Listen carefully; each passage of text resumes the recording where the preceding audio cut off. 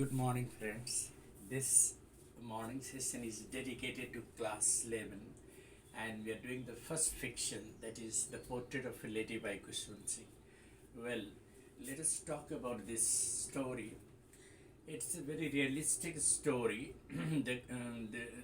The writer, Khushwant Singh has, drawn the live pen portrait of his grandmother. He has portrayed her as a lady who is deeply religious and believes totally in the origin of Indian culture. She is a deeply pious holy lady who spends her time all the time praying and counting the bits of rosary. She is the woman who is seen moving around the house in a spotless white sari. She always takes care of her grandchild. When the narrator is a kid, a school going kid, she takes care of him. Wakes him up in the morning, sings her morning prayer, gets him ready for school. She accompanies him to the school. So we can see that this story, deeply, exhibits the intimate relationship of a grandmother with her grandson. Let us see what happens in the story. The grandmother, who has been old and wrinkled for 20 years, she can be seen moving about the house in her spotless white sari. She spends most of her time in counting the bits of rosary. She kept one hand on her back to balance her stoop, and the other hand she kept on counting the bits of rosary. The relationship of the grandmother and the narrator can be adjudged at the one of the intimate relationship. you know they were just good friends. When the narrator's parent went to live in the city, they left the narrator to live with the grandmother. It was the grandmother who used to wake him up in the morning and get him ready for the school. So the school was just at the village temple was just in the school campus. So she used to feed the narrator with stale chapatis. She used to carry his bag and accompany him to the school. While the narrator studied in this school, village school, she used to read the scriptures and you know religious books. And then while coming back from the school, they had carried these stale chapatis for the village dogs. So they used to feed the village dog with these stale chapatis. So they were very good friends. The life in the village spanned very smoothly, and the grandmother took every care of the narrator. She used to sit with him and make him do his homework. Everything was very smooth.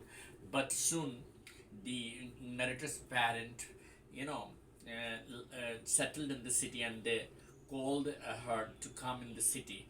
And now the narrator and the grandmother lived in the city. The narrator went to the city school, and he was taught Western science and music.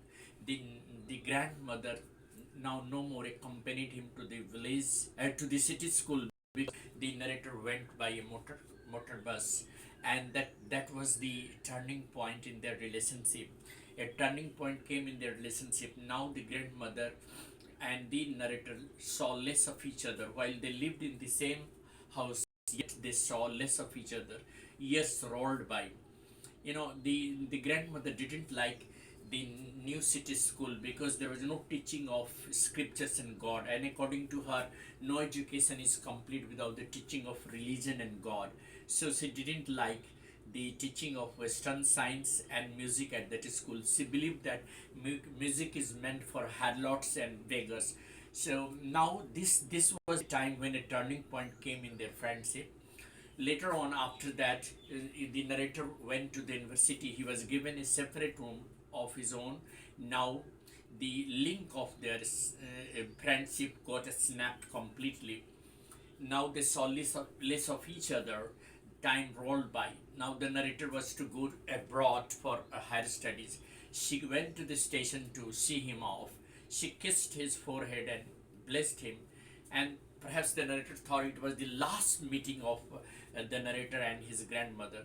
After 5 years, when he came back from abroad after higher studies, she went there at the station to receive him. She was quiet and calm at the time. She didn't, say anything, but she kissed his forehead and just brought him back home. On that evening, she had a change in her behavior.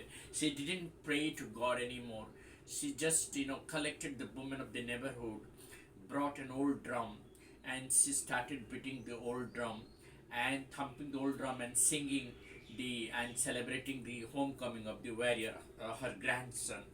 The whole, evening she went on singing, though she was prevented by the family members, but she didn't listen to anyone. For the first time in her life, she didn't pray that evening. The next morning, she fell ill, and in the afternoon, she died. So that is how, the end came to the grandmother.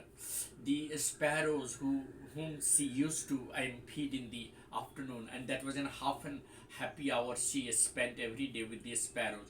Now these sparrows also got gathered on the courtyard where her dead body was kept on the stretcher. They all sat around quietly, though the narrator's mother threw some crumbs of bread for them, but they didn't notice it.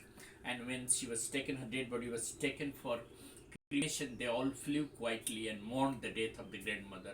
So the death of the grandmother was not only mourned by her family members, but also by the sparrows. So this shows how even the animals and birds have the sense of, loss of someone, and they have the sense of love of someone. They show their love by mourning the death of the person whom they have seen for years. So this is how this story has come to conclude.